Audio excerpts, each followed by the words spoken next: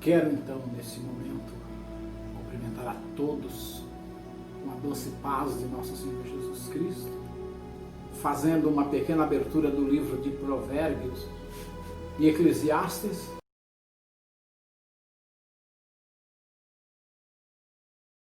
Estaremos fazendo uma introdução hoje e depois continuaremos falando um pouco mais a respeito do livro de Provérbios. Ele foi construído com algumas finalidades.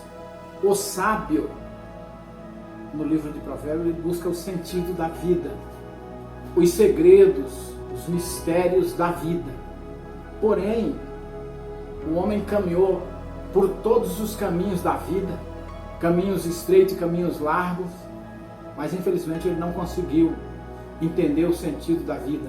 Até os dias de hoje, quando Jesus manifestou-se trazendo salvação a todo homem na terra, resolvendo o problema do homem antes da cruz e também do homem depois da cruz.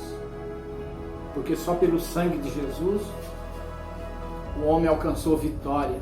Só pelo reconhecimento do sacrifício de Cristo na cruz do Calvário, o homem adquiriu sabedoria e conhecimento. E até hoje, os crentes que estão no meio do povo de Deus e não são o povo de Deus, não tiveram ainda uma experiência pessoal com Jesus, não entendeu claramente o sentido da vida. Quando o homem tem um encontro pessoal com Jesus, ele passa a entender o sentido da vida, porque Deus prepara para ele uma mulher, ele constitui família e gera filhos e se completa dentro do plano de Deus. Ele passa a entender por que os filhos, por que o casamento, por que a união de um homem com uma mulher. E aí ele realmente entende o verdadeiro sentido da vida. Todo homem que não teve um encontro real, pessoal com Jesus, ele ainda não entendeu essa revelação maravilhosa. Então o livro de Provérbios, ele traz uma teodicéia, uma saga. Ele apresenta dois caminhos. Esses dois caminhos em Cristo, eles são o caminho largo e o caminho estreito. E no entendimento de Provérbios, no tempo que Provérbio foi escrito, era o caminho do justo e do ímpio.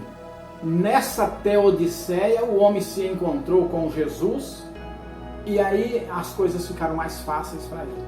Ele recebe a revelação do caminho largo e o caminho estreito que Jesus vai falar. E estreita é a porta e apertada é o caminho que conduz à vida eterna, mas largo é o caminho que conduz à perdição. Então nós temos Jó, Provérbios e Eclesiastes são na mesma linha, poéticos.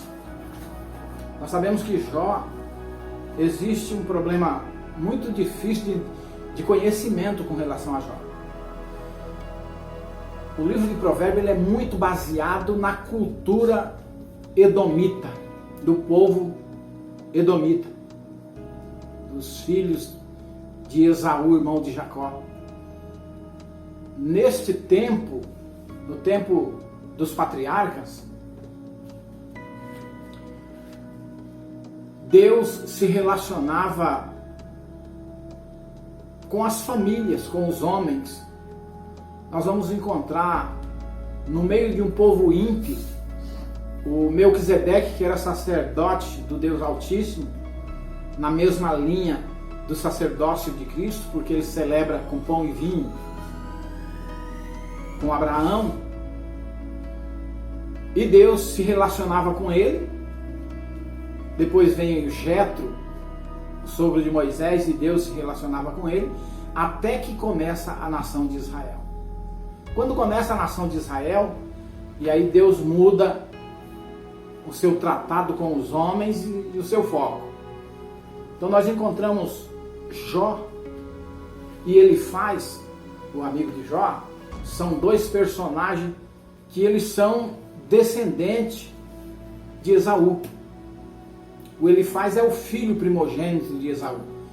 Então nós sabemos que Jó viveu no tempo do patriarca Jacó e das 12 tribos dos seus filhos. E Jó era um querido de Deus, era um amado de Deus.